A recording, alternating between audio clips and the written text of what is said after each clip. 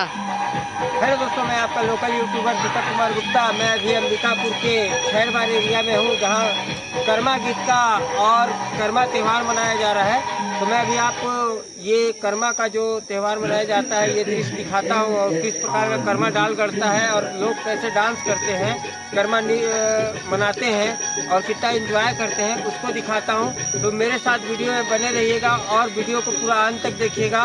यदि आपको अच्छा लगे तो हमारे आईडी को फॉलो जरूर करें और हमारे यूट्यूब चैनल पे जाके दीपक गुप्ता अंबिकापुर को सब्सक्राइब जरूर करें। यदि आप लोग को और भी अच्छा लगे तो हमारे आगे का भी वीडियो देखने के लिए हमसे जुड़े रहें। चलिए, बहुत बहुत धन्यवाद। मैं आपको लेकर चलता हूँ हमारे कर्मा डाल वाले जगह पे। कौन हवा था वीडियो बना सकता है? मैं यूट्यूब में डाली। मेरे को नहीं चाहिए।